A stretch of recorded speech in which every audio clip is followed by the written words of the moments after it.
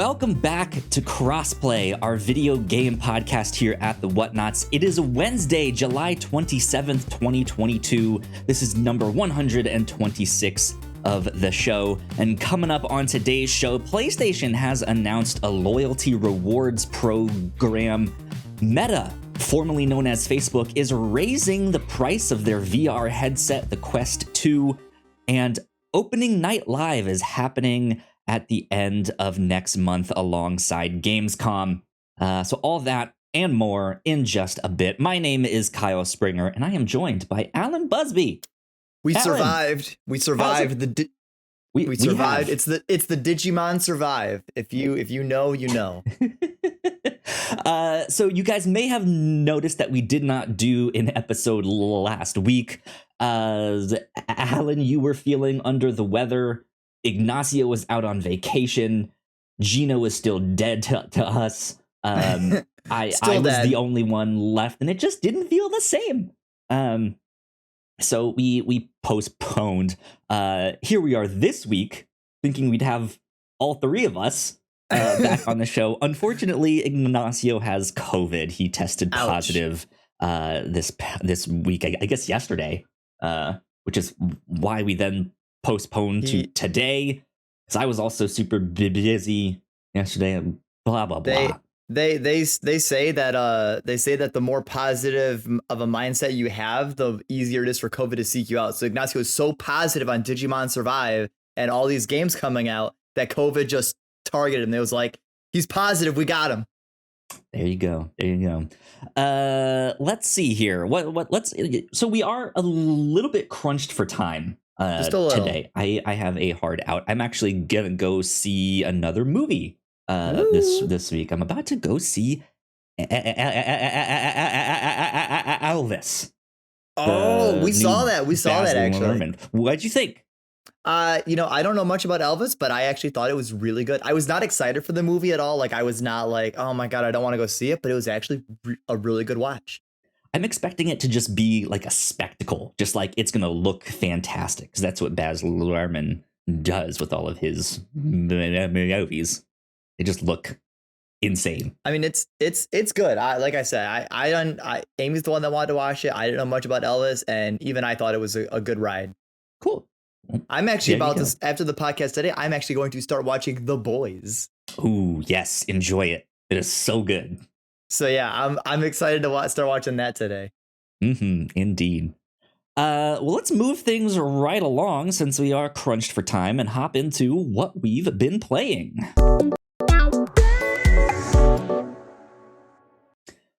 Real quick, Sam is in our chat. It's mentioned that our invite link for Discord is not working. Sam, I will message you one after this, so we can get you in, and then I'll fix that as soon as possible. Nice. But yeah, what we've been playing. Alan, let's start with you. Man, so I'm only gonna mention a minor one, because we did save money. We actually got the premium PlayStation Plus to get Stray. We got Stray for only $11 because I upgraded to premium. Nice. And because of that, I can now play all these old games. And I wanted to refill out my trophy list by collecting my trophies in Devil May Cry 3 on the PS3. And let me tell you, did PlayStation actually kind of get their streaming service together? Because I do notice sometimes I'll have like stuttering when I'm playing the game, but it's not so frequent. They're so bad that I'm like, oh God, it's fucking unplayable. Like, it's still not a smooth experience, but it's actually playable, which I was step in the right direction, which I was not expecting it to be. That's good. But yeah, it's actually pretty good. It actually has a unique feature I didn't know existed, where if I boot up the stream game and say I like go to the bathroom and I go grab like a snack from the kitchen, if you leave the game inactive just long enough, it auto shuts down, because it makes room for the server for other people to play games, which I'm like, wow, that's actually a really good idea to just, if people are AFK, just boot them up, just shut the game down. Yeah, that makes sense. I mean, it sucks if you don't save, then you're like, oh fuck, now I lost my progress, but good for the server, because then it makes the experience just, and I played this at different times. I played one like when I got home in the morning at like 6 a.m. I played one at like 3 p.m. one day. I Okay, played so one like, at 7 p.m. and I haven't really had any issues at any time of the day yet. that's good. So it's the streaming is actually like not Usable? garbage. Interesting. And It's you were the one that like a couple weeks ago was like, it's gonna be garbage. It's gonna be so bad. Yeah, there's literally a clip where I played Sonic Adventure 2 Battle on the PS when it was PS Now, and it was just straight fucking ass. Yeah. But here's the crappy part. The streaming service actually kind of works. I went back to Sonic Adventure 2 Battle. You can't play it because it was only on PS Now. It's not on the new service. I can't play it. Now I'm like, what the fuck? Sonic Cooper's not on there? What the hell, man? Anyways. What Sony giveth, Sony also taketh. Yeah. That's good. It's good that it's at least working for that one.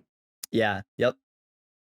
But yeah, that's that. Other than that, Kyle, you and I have both played Stray. We sure have. What have you? So you have 2 cats? Is that right? Yeah. Yes, we have 2 cats. Okay. So we have 2 as well. So I feel like, Kyle, you and I are already technically biased into like baseline liking Stray because of that. I already planned it, and honestly, I can see both arguments. I put on Twitter when I planned the game. I think Stray is a fine game. I don't think Stray's gameplay loop and its actual like overall package is. I hit the wrong button. I have a habit of doing this. This is the 3rd time I've done it on a podcast. The podcast is over. Button. The podcast is ending. I need to move the button or stick it inside a folder so when I hit it won't like automatically start the end thing and just cut us off and do all that stuff. So we'll be back in just a sec. Okay, we are back. Let me bring this back up and I'll hit the right button this time. So that the trailer for Stray can play in the background while we talk about this. Keep hitting that damn wrong button. Well, anyways, Kyle, Yeah. So before you decided to preemptively end the stream by accident, I want to say that like I personally think Stray's gameplay loop and everything else doesn't have a whole lot of staying power. And I put this on Twitter. Yeah. Stray doesn't have a lot of staying power. Like I feel like when you beat it, there's not really any incentive to go back and play it to discover new things or anything else. And I think that's fine. Like there are a lot of games that are just a playthrough once experience. So I understand why people will say that Stray's not really a great game. I agree and disagree. I think you have to go into Stray with expectations of knowing what you're getting. I know people have complained, oh, it's a 4-hour game and it's $30. I don't like putting a price tag on how much games cost because you should know what you're paying for. Like some people think that I think the $30 Stray experience is worth it. Like if I didn't do premium, I would have been fine with that because the amount of money I put in is the experience that I want. But like I said, Stray, not a lot of staying power, but the core experience I think is super adorable. It's fun. I feel like if you're not a cat fan or a cat owner, you don't get as much enjoyment out of the game. Like I feel like if you're like, yeah, cats are okay, I'm a dog person, you probably won't really like how cute the game is. But being a cat owner, I thought the cat was just the most adorable thing in the world. Yeah. I really, really enjoyed playing this.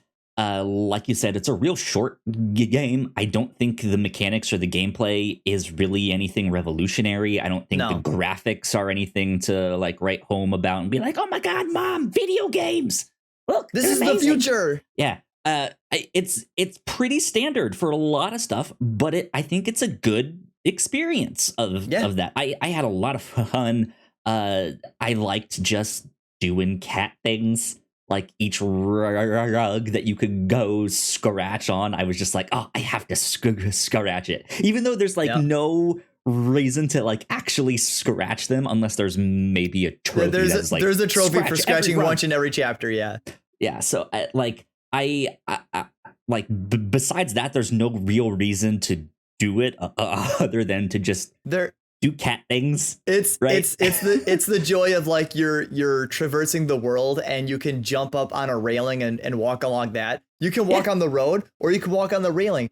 It doesn't do anything, but you're like, but why wouldn't I climb on this higher railing for some ungodly reason? I don't know why. oh, Yep. like Exactly. I'm in a cutscene and I can just meow. Do I need to? No, but you know, why not? Why not meow? Why not? Exactly. There is an appeal in that I think makes it really, really fun.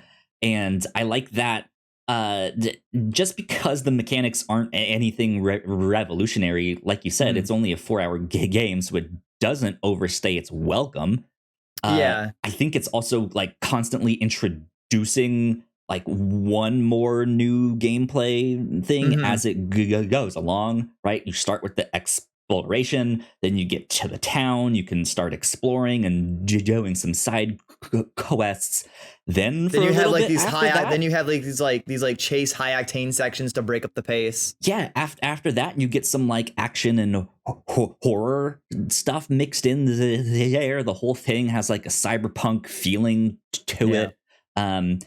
Yeah, I mean there is a story in there. Again, I don't think it's fantastic or anything, but for like it just feels good to play for 4 hours. I don't this isn't like a 1-for-1, because obviously in the game you get a robot that can then translate to the robots, or to you, what the robots are saying.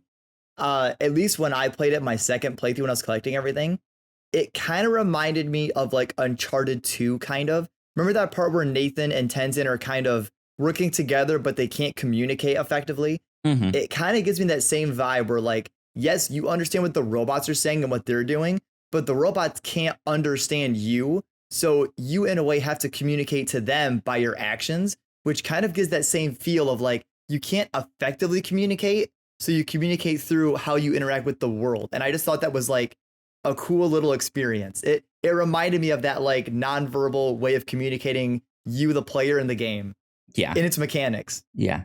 I would like them to do some kind of second game, not necessarily a sequel, but just like a Stray 2 or something like it that pushes it further. I would like to see more cat things that you can do, just tapping something with your foot instead of just completely knocking it off, or pooping somewhere in like a letter. Not once do you poop in this game as a cat, and that's all that cats do is they sleep and they meow and they scratch and they poop, right? I can't believe you legit want Annapurna to add a dedicated poop button. We need 100% more pooping in this game. Metal Gear Solid had it. Why doesn't this game? Yeah, I mean, yeah, my last thing is like the story isn't really in depth, but like somehow the story itself somehow like keeps your attention, because like it has this mystery but doesn't ever actually answer it, which I feel adds to the intrigue of the world. Yeah, there's some stuff in there between the lines, but yeah, good game. Yeah, I liked it. I mean, if it's not for you, that's fine. Not every game has to be for everybody, but that's just the joy of the world we live in now, where games can be for anybody. Indeed. So the next game that I've been playing, let me pull this one up on screen as well. I bought Live Alive on my Switch. I'm not super far in the game. I played for about 5 hours so far, but it's pretty cool so far. If you guys are unfamiliar with this game, this is a Super Nintendo game that was only released in Japan back in the 90s. And then they remade the game in this like HD 2D kind of art style. This was the game that inspired Octopath Traveler, and now they're remaking it in a similar art style. It's not exactly the same art style, but it's very close. But yeah, there's 7 different characters. You can pick whichever one you want to start with, and Sam in the chat here is, you play as a shitty, horny little caveman. He's great. And yes, that is the one that I actually started with. The horny caveman. Yeah, you just play these little vignettes. There's one, you're a caveman. There's one, you're a ninja. There's one, you're a robot in the future. There's one in modern day times. There's all sorts of stuff. But the gameplay is pretty cool. If you're into kind of tactic style turn-based RPGs, this combat might be for you. It's pretty neat. It is still on a weight bar though, so people can move around kind of on their own, depending on all of that stuff. I'm enjoying it. I'm also not super far in though, so can't say too much yet. But see, I like the RPG aspect, but I don't tend to like tactic style games. Like I don't like things like Fire Emblem and stuff. Like those games are never really quite for me. Yeah, personally, it's tough. interesting. I think because of the weight bar thing, it makes it different. Yeah, if that makes sense, because like characters aren't static, or you don't wait for someone's turn, which they can only move a certain amount because they're a certain class, stuff like that. It is a weight, but like you can move as much as you want all the time, but every time you take a step, like the weight bars of people go up. So I mean, you can like move to a certain square. There's a certain attacks will be like, hey, I'll do an attack in this spot, like next time my weight bar goes up. And so you have to wait. And so you can hopefully wait till someone gets in there and it hits them. Or if they're in there and they step out and you're like, ah, fuck, right? Like, you know, you just messed all that up, and it was a waste. But it's interesting. I would say check it out. Okay. Check it out. I'm not sure if I'll buy it. If they have a demo, I might check it out. But yeah. Okay. Ooh. They do, and your progress carries over. So if you like it, I will probably definitely check out that demo then, because I don't know if I want to purchase it. Like I liked Octopath, but I wasn't like, oh, day one purchase, you know? Yeah. So yeah, that's what I've been playing. Nice. So there you go. Well, we will take a quick break for some housekeeping. And when we come back, we will get into the news of the week. So we will be right back. We put a lot of hard work into the shows that we make. And yes, we make multiple different shows here at The Whatnots. And we'd love it if you check them all out. You can find out more information on our website at thewhatnots.com, as well as your favorite podcasting platform of choice. When you type in The Whatnots, all of our shows will pop up right there. Just don't forget to give us a nice rating and review if you like the shows. If you want to support what we do here at The Whatnots, patreon.com/thewhatnots is the best place to do that. You can support us for as little as $1 a month. You can get all kinds of exclusive content at the $3 tier. You can also get a shout out and a thank you on all of our shows at the $5 tier. You can support us on Twitch by subscribing to our channel at twitch.tv/thewhatnots, and we would love to have you all join us for our live streams and talk with us in the chat. And lastly, we have merch. If you'd like to grab yourself a shirt or a sweatshirt or a mug or something else, go to thewhatnots.com/store to pick up some merch today. And we are back. A big shout out to all of our Patreon supporters. Thank you all so much. It means a ton. We appreciate it. Cool things that we have been up to here at The Whatnots. Just today, we posted a couple things on our YouTube page. We have a spoiler cast for Nope that we put up. I went to go see that. Melissa went to go see that as well. Have you seen that one yet? I have not. I'm not sure if we're gonna go see it or wait till it just comes out to watch it, or we don't have to go to the theater, because we didn't see Us. We didn't watch Us. So it's not a sequel of that. You don't need to like see all of his extra stuff to do all of that. This is actually the first Jordan Peele movie that I went to go see, because you guys know me, I don't like horror stuff. And this is the first one that was like, that looks cool, I want to see that. And I thought it was fantastic. So we have a full spoiler cast up on our YouTube channel, as well as on podcast feeds for the Reactor Core. And then on the review show, we recently watched a Netflix show that is a German. It's like it's a German show, but it's half German, half English, called The $1 Billion Code.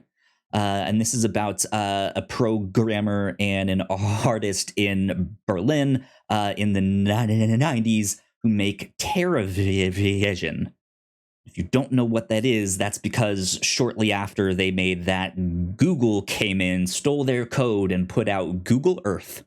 And it ate their lunch. And so this is a dramatization of their story and what happened with that. And it was really cool. It was good. But yeah, that's up on our YouTube and up on the review show. And then last but not least, on the Captain's Log, both Melissa and myself made some bingo cards for all the Marvel announcements that are happening, or that happened at Comic-Con and will be happening at D23 next month. So we made those right before Comic-Con. And man, I was not expecting them to go as hard as they did in Comic-Con. There was a lot of Marvel announcements. I'm sure we will be talking about that next week as well. I guess we're recording that tomorrow. So yeah, there were a lot of announcements. Holy cow. Lots of stuff to check out indeed. But that is about it for housekeeping. So let's go ahead and get into the news.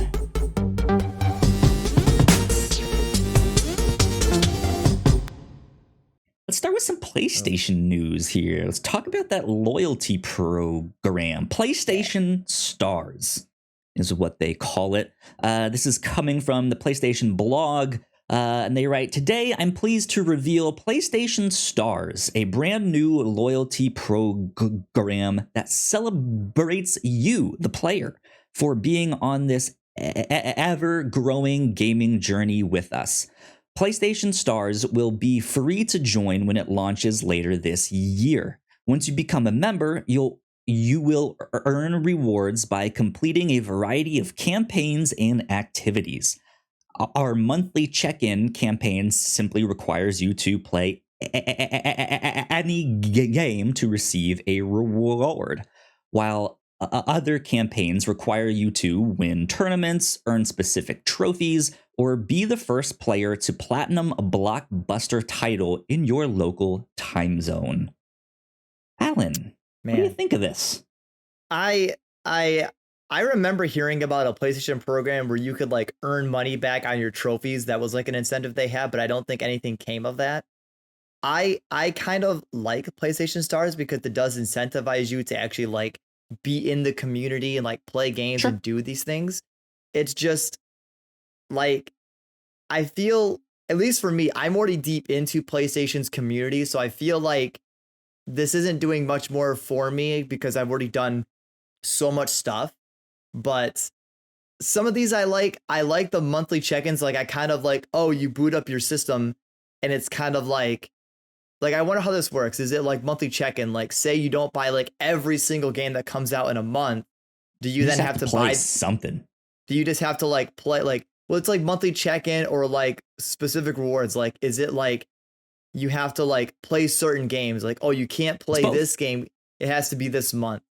It's both. There is the like general like participation. Hey, you checked in and played a game, but I'm sure there will be stuff, especially as we know PlayStation is bulking up their studios to do like multiplayer games and online stuff, so they could have things to like bolster that game. Like, hey, this month it's now out on PlayStation Plus. Go, do this thing. Go do that, and you'll get some kind of reward. Like, you get a gold star. Great job.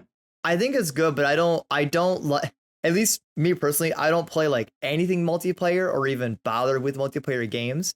So if there's a lot of like tournaments and events and stuff to do that involves multiplayer games, this isn't really exciting to me because I want more like single player stuff. Like, sounds like that stuff will be there too. It'll be like, hey, go kill 1 million people in Uncharted because you're a murderer, right? And then you can. Yeah, I do personally like the earning specific trophies and especially being first player to platinum a title in your local time zone, at least a blockbuster title. Yeah, that's pretty cool because that's like the incentive for me. But Yeah, I mean, it's cool. I don't think I'm really gonna bother with it. Like, I might incidentally use it, but I'm not gonna like always check it and be like, oh my god, I have to get this done, this done, this Mhm. done. Like, I'm just gonna stick with my trophy incentive. That's just my own personal, dopamine hit. So Sure. Yeah. The interesting thing to me is that platinuming it in your local time zone. yeah, I'm wondering how that works with reviewers.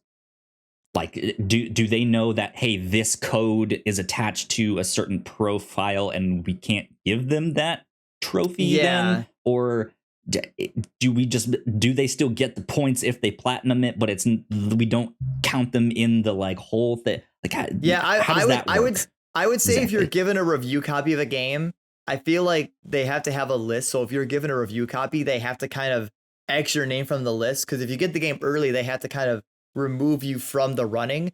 But, and I don't think reviewers would do this because they're so busy anyways.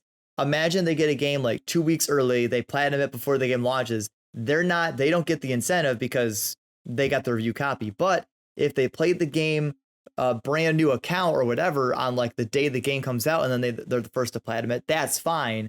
But it has to be from release day, not like, oh, you Yeah. had the review copy, Yeah. Um, I I'm pretty sure Xbox already has some kind of reward program thing. I think Nintendo does too. If nothing else, I know they have those like Doesn't gold coins that you Yeah, I get was gonna say, for like, I think Nintendo's incentive is the gold coins where if you buy stuff, you earn like points or something in their eShop. yeah. So that stuff is already out there for Xbox and Nintendo. It's good that PlayStation has something, I think, but I'm not even a trophy hunter, so if they can't hook me in with Yeah. that, then yeah, it's just like, all right, sweet. If I get like $3 off of the next game that I buy I because I've been playing something, sweet. But that's not, Yeah, I haven't really not seen really many hooking people me. even excited about this. Like, it's cool, Yeah. but I don't see like any hype around like, oh my god, finally there's an incentive program. Like, sure, I guess. Well, in that spirit, let's move on to some Xbox news. Xbox is getting Discord support. This is also coming from Xbox's website and their blog, and they write, "Get ready to connect with your Discord friends and communities on Xbox. Discord voice chat is coming to your Xbox Series X and S and Xbox One consoles.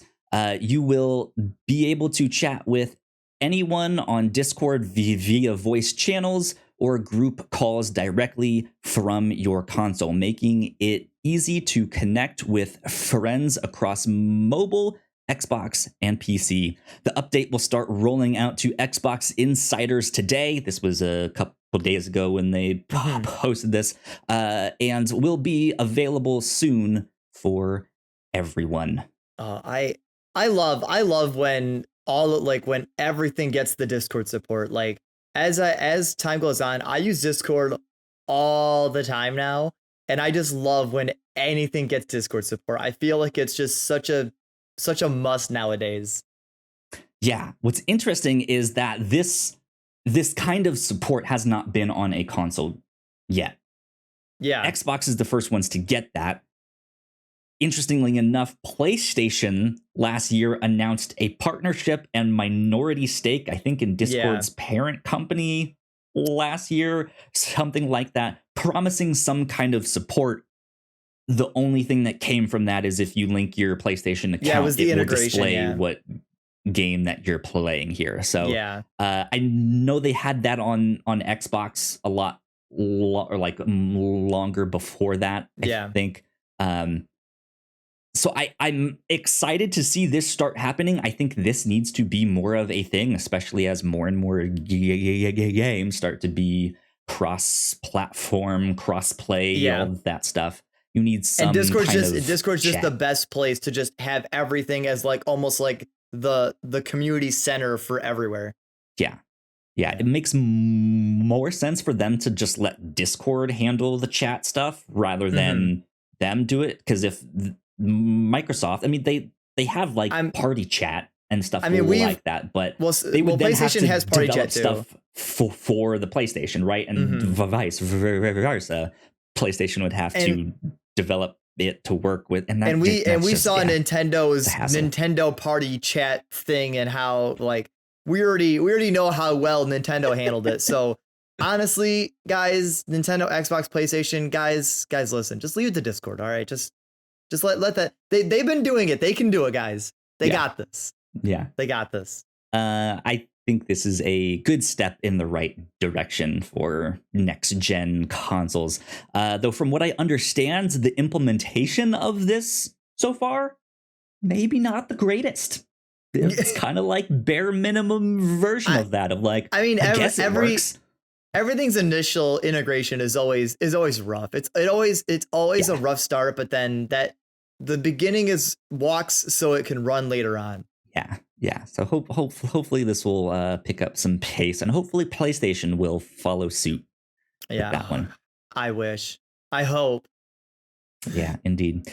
Moving on to number 3 on our list here, though, Meta, formerly known as Facebook, is raising the price of the Quest 2 by $100. This is coming from Michael McWhirter at Polygon, who writes, Meta announced Tuesday that the company is adjusting prices on its flagship Quest 2 virtual reality headsets, not to lower the prices of the nearly 2-year-old hardware, but to raise them by $100. Starting in August, Meta Quest 2 will cost $399 for the 128 gigabyte model and $499 for the 256 gigabyte model, the company said. On the Facebook store, these models currently go for $299 and $399 respectively.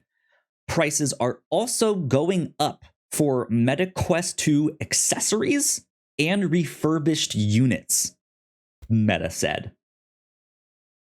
So did they just shoot themselves in the foot for like the PSVR 2 to just come in and just swoop the market for anyone that has a PlayStation? I don't know. So here's the thing. I have not bought into VR yet. I don't think it's really ready yet. I know there are some amazing experiences out there, but when you go to like, what are the top 5 or the top 10 amazing experiences on VR, there's still stuff on those lists from 3 years ago. Yeah, 4 years ago. And there's not even like a rock solid top 10. It's more like a top like 5 to 7. And then once you kind of pass top 5, you're kind of like, yeah, well, this is an okay thing to get. Exactly. So yeah, it seems like this technology, like, I'm excited to see it progress, but it's why? It's just I don't feel like people are buying them up fast enough, and because of that, developers aren't like investing as quickly and developing new things, and because there aren't new things, then people aren't buying it as much. Sam points out in the chat, it's still probably the cheapest VR headset on the market, though. How much does the PlayStation VR one, though? That one, I know you have to have a PlayStation for it to hook up. Yeah, it shouldn't be that much anymore. I don't think it'll be that much anymore. I'm trying to look it up really if I'm not quick. mistaken, I think the PlayStation VR is the cheapest, but the catch is, you have to already have a PlayStation to hook it up to.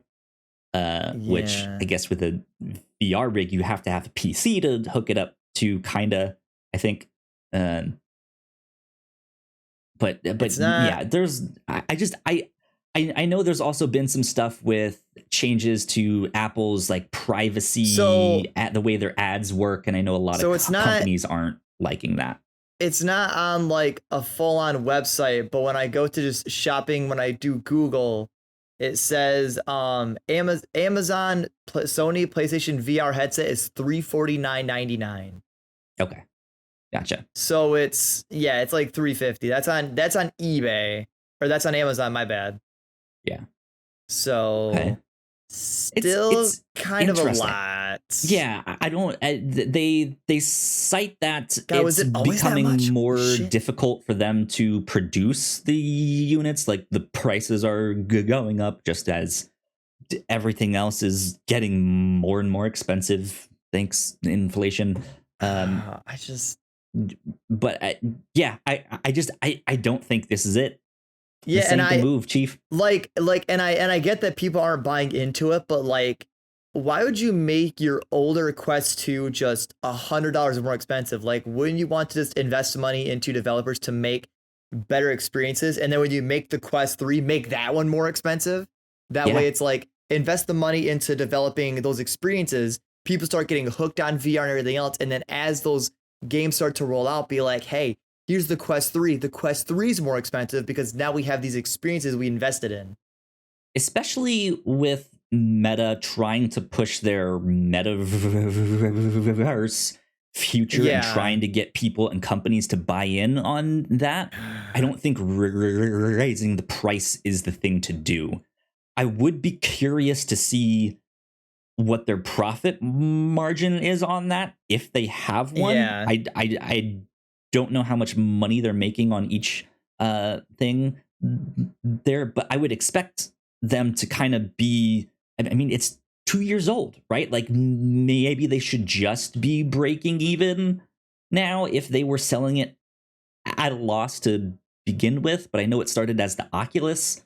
Yeah. So I'm not even sure what's happening with that. But if it just, to me, it makes more sense to either sell it at a loss and invest in the developers, hoping to get more people in, and then for the Quest 3 to be like, hey, now that you've bought in and we have all these great experiences and people are developing for it, like, bam, here you go. Here's the next step. It's because I feel like if you do sell at a loss, it does hurt, but it gets people into the market. Like, I feel like that's the trade-off. Yeah, you sell things at a loss, but if you get people in that community, in that environment, and then you make better, obviously, content, experiences, and everything else, people will want the newest, best version of said thing they have.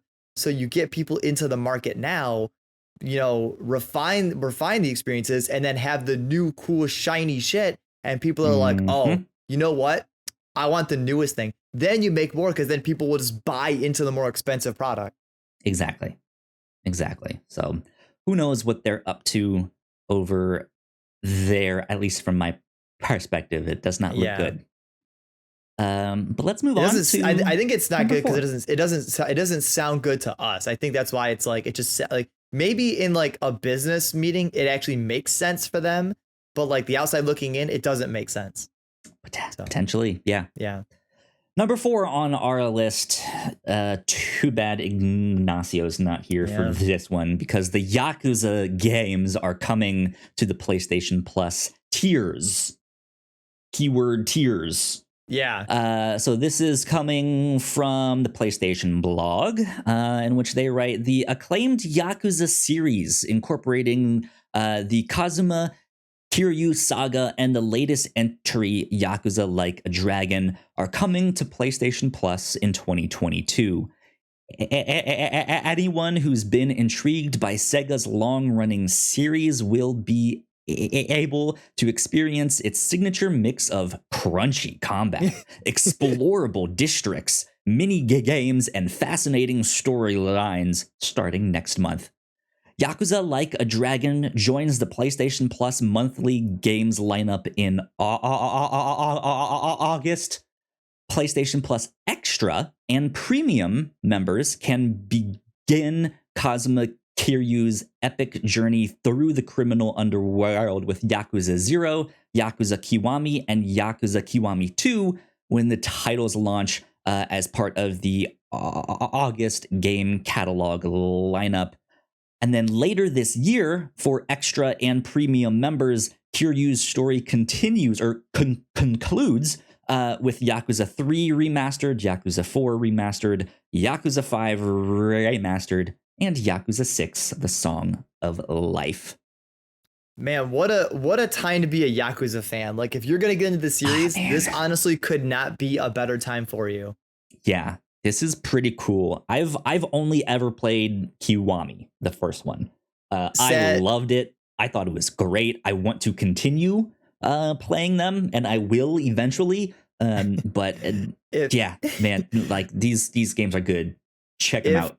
If he listens to this, Ignacio, I'm sorry, you're gonna pull your hair out right now because I haven't beat Yakuza 0, and I think when we hit the next drought of game releases, I'm gonna just skip and start Like a Dragon. Ignacio, I'm sorry, but there's too many Yakuza games to play, and there's not enough time. So this is sick though. I'm kind of bummed I bought Like a Dragon, haven't played it, and now it's coming to PS Plus. That's kind of an L, but it's kind of my fault for taking so long to play it. So that's kind of my bad. Yep. Yeah, I think this is neat. I hope there are more things like this that happen on these PlayStation Plus tiers, because more things happening like this is just more incentive to actually get these tiers. I'm still on the basic ass bitch one. This is also another thing too. Like I know a complaint early on that even I had and people had is that premium is not worth the cost that it is because of the lack of content. This still doesn't completely fix it, but this is a step in the right direction by adding so many Yakuza games, because premium, it's expensive, but that is a lot of content you're getting for premium. Yeah. So they are slowly filling out premium to make that high price tag worth it.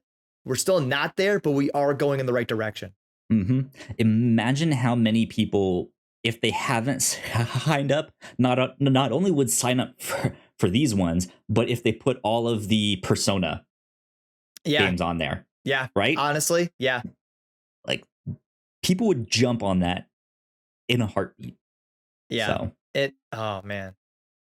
It's good though. I like it. I applaud the choice. It's really good. For sure. Well, that's all the big news that we got for this, I guess, this podcast that covers the past 2 weeks here of gaming news. There's been a lot of real small things. We're not going to do our lightning round today, except to mention that Jeff Keighley is doing opening night live on August 23rd. That is happening in conjunction with Gamescom this year, as he typically does the opening ceremony. Jeff Keighley's One Night Stand, and hopefully some good announcements from Gamescom. Yeah, hopefully we'll see what the deal is with that. But let's move on to our new and notable section. All right, well, this week's coming to a close, and we got the two big batters up. We have first up, depending on your preference, Digimon Survive finally launches after all this time for PS4, Xbox One, Switch, and PC on July 29th. Finally, you guys will shut up about this. We finally survived Digimon Survive. It survived to release this Friday. I don't want to hear any more about this game. You're going to hear about it. You're going to hear about it next week when I play it all fucking weekend. Next up, we have Xenoblade Chronicles 3 for the Switch on also July 29th. That's some stiff competition there. Just going to say it. Digimon comes out on more platforms. Technically, that one's more accessible, but you know, who's to say? I'm curious to see which one will have bigger sales. I think I know the answer, but that's besides the point.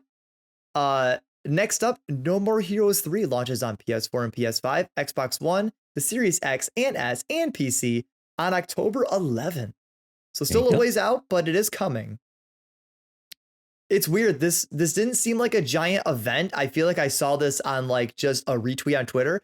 Yeah. Bayonetta 3 coming out for the Switch on October 28th, which is weird because I was super hyped for this. But like I didn't see any like massive like Twitter riots of like, holy shit, Bayonetta 3. No fanfare whatsoever. It feels like somewhere in the office, Camilla was like, you know what? Just retweet like a video of Bayonetta 3's reveal trailer. Just post it. It's whatever. You know what it felt like? It felt like they had some intern at Nintendo like start to make the tweet and saved it as a draft, and then they fired the intern and they just forgot to post it. Oh my god! Then whoever the new intern is was just clearing out the draft. The drafts. Like, oh, I guess we should.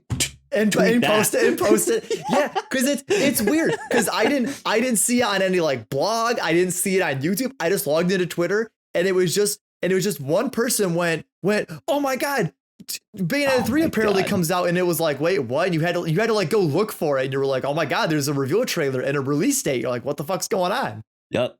Kamiya, you fucked up, man. We never forgot. Kamiya sat there and he was like, team, I don't think people are gonna forget Bayonetta 3. I think we just gotta fucking release it, I guess. I guess. But yeah, Switch, October 28th, just before Halloween. And small addendum, Bayonetta 3 is gonna have, what is it, like couch mode? That way you don't see naked ladies when in front of your parents. So, that'd be great. But I want to see the naked ladies. Well, Kyle, you still can, but this is for people that don't want their parents to see it when they walk in the room. NintendoHub.com. So next up, we have Tactics Ogre Reborn is coming to PS4 and PS5 on November 11th. I'm super interested in this one. I've heard great things about Tactics Ogre, but I've never played it. And I like tactics games here. See, I hear tactics and my brain immediately just goes, all right, never mind. Hitman 3 has released its first new map since its launch, entitled oh god, I want to say I wanted to say Ambrosia for some reason, but it's not. It's Ambrose Island, and it's free for anyone who owns the full game. Cool. If you don't own the full game, sorry. Now, this is an exciting thing for Marvel fans. EA has announced an open world Black Panther game inspired by the Jedi Fallen Order series. That's really, I believe, all we know. Basically, this is... I've never been so conflicted by an announcement, right? A Black Panther game? Fuck yeah. Hell yeah. Inspired by Jedi Fallen Order? Okay. Interesting. Okay. That was a good game. And EA. Published by EA. Oh, God. What the fuck? literally, in the order of the announcement, it's EA, Black Panther, and then Jedi Fallen Order. Like, by the end, you've at least balanced out. Yeah. So, yeah. We'll see. It's not being developed by Respawn. It's some other team. So we don't know what that means. But hopefully, as a result of their recent tweet, hopefully they just let the developers make an actual single player game here, and now we'll see. Now, see what happens. Now, PlayStation fam, I gotta let you know, August's PS Plus monthly game lineup, it's stacked, man. We got some bangers in this one. If you don't own them, there's some bangers. We got, as we mentioned earlier, Yakuza Like a Dragon for PS Plus for August. Hell yeah. We got Tony Hawk's Pro Skater 1 and 2 games. Yes. Hell yeah. And then, granted, not the sequel, but an amazing game, Little Nightmares. Honestly, play that game. Honestly, I think this is probably the I'm gonna dare say this is the best PS Plus month of the year so far. This one is stacked. Yeah, this one so good. Literally, this is one where like you can't go wrong with any of these games. Yeah, the one thing that stinks though is that these were all like critically acclaimed games, super hype. I know a lot of people already have them. Yeah, and that's the correct part. Is like I already own all 3 of these games. Thankfully, I only own Little Nightmares, so I get Yakuza Like a Dragon and Tony Hawk's 1 and 2 remake. Cheater, man. Yes. But honestly, I feel like this stacked month isn't for those like me who already own these games. It's for people that they're trying to get into PlayStation Plus as a baseline. Like, this is a great way to get someone into just essentials, and then it slowly leads them into premium because, did Yakuza Like a Dragon get you into essentials? Hell yeah. Well, now if you go to premium, you get all the other Yakuza games. Indeed. Strategy right there. Let's go.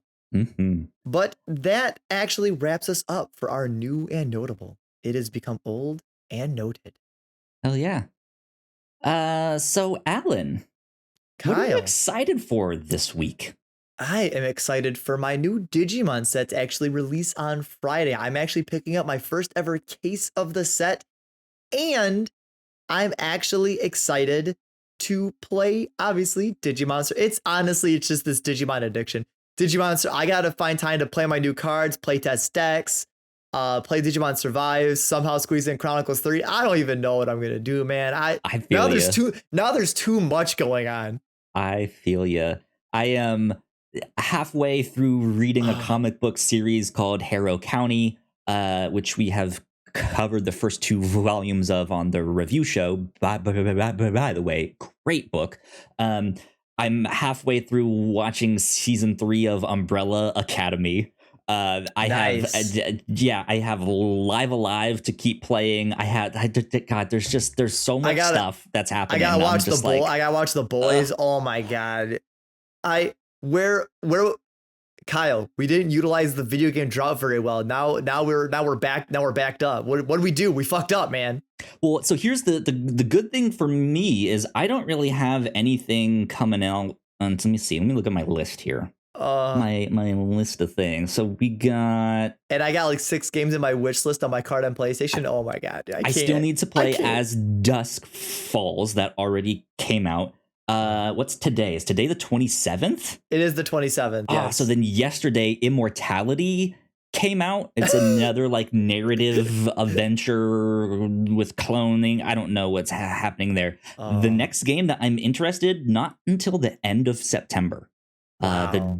The Diofield Chronicles. I want to say there's nothing in August for me, but like I'm probably just being dumb and I'm probably forgetting. There's probably no, because when does Splatoon 3 come out? Is that September? I have no idea off the top of my head. There's something in August that I'm forgetting. There's something in August that I'm gonna want to play that I'm not thinking of. So like I'm just September 9th. Okay, so I might be safe for August. August might be the catch up month. We might have to crank some stuff out in August. Yeah, but then man, things are stacked in like September, October. We have I think Marvel's November Midnight too. Suns, A Plague Tale Requiem, Mario Rabbids, Gotham Splatoon Knights, 3. God of War, Tactics Ogre, Bayonetta 3. Yeah, Bayonetta 3, like we said. Oh my god, dude. So much stuff. Sonic Frontiers at the end of the year. Oh my god, the game of the year. I don't know about that one. I don't know about that one either, actually. Anyways, Alan, where can they find you on the internet? You can find me tweeting pictures of my cat snuggling me in bed as I go to bed in the morning at Twitter at Alan Busby. There you go. Good stuff. You guys can find me at Yo Kyle Springer on Twitter. And of course, if you guys would like to stay up to date with all of the wonderful things that we do here at The Whatnots, we are at The Whatnots on Twitter. So please go like, share, and subscribe. That would help us out a ton. We would appreciate it. Hopefully you guys have some good old video games to play in the coming weeks. This has been number 126 of Crossplay. We will see you all next time. Bye. Take care.